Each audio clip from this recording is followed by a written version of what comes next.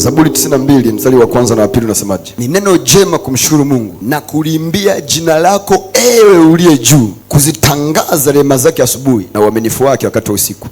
Jua kabisa ndani ya moyo kwamba ni neno baya kuto kumshukuru Mungu. Sababu asema ni neno jema. Kiingereza kinasema it is a good thing. Kama ni neno zuri, ni neno jema, ni neno zuri, ni neno la maana, ni neno bora. Kumshukuru Mungu na kuliimbia jina lake aliye juu, kuzitangaza rehema zake asubuhi na maana nini?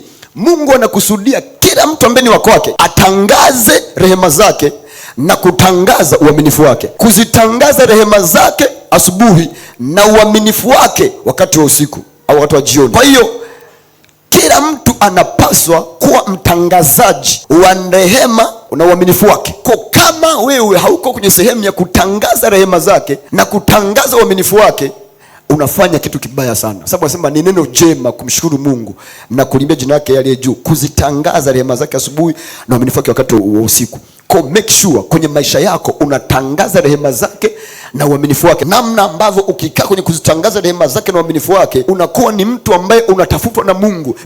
Nimemwona mtumishi wangu Daudi, nimempaka mafuta akasema vitu pale. Kwa hiyo ni neno jema, na unapomshukuru Mungu ukatangaza rehema zake na uaminifu wake, unakuwa umefungua mlango wa Mungu kuanza kukutafuta na kukupata. Zaburi 103 mstari wa kwanza na wa pili unasemaje? Ewe nafsi yangu umuhimidi Bwana, naam vyote vilivyo ndani yangu vilihimidi jina lake takatifu.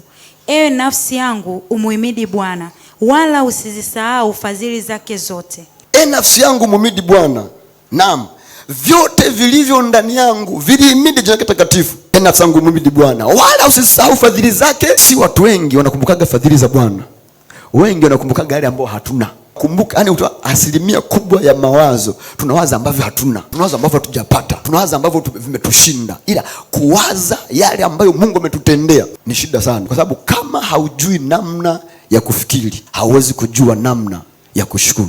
Sababu wala usizisahau fadhili zake zote. Maana yake anataka uzikumbuke fadhili zake zote. Na hawezi kukumbuka fadhili zake zote kama hauziwazi au hauzifikiri. Ndio maana akasema nafsi yangu muhimidi Bwana, naam vyote vilivyo ndani yangu vilihimidi jina lako takatifu.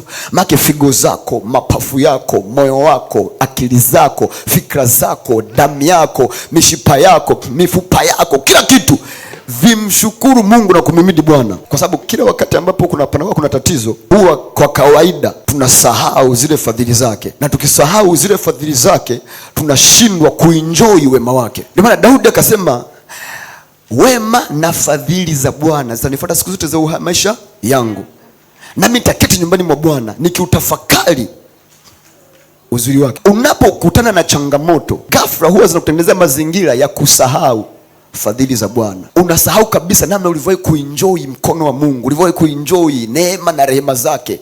Unabanwa kwenye ile shida kwa kiwango ambacho unapoteza kabisa. Kwa nini? Lakini kama umejitrain, kama umeizoesha fikra zako na akili zako kumshukuru Mungu, kuliimbia jina lake, kutangaza fadhili zake na wema wake, lakini pia vyote kumshukuru Mungu na kukumbuka fadhili zake, inakuwa ni ngumu sana kusahau wema wake, na utajikuta katikati ya changamoto unaenjoy wema wake na fadhili zake, na hiyo itakuwa ndio sehemu yako katika jina la Yesu Kristo.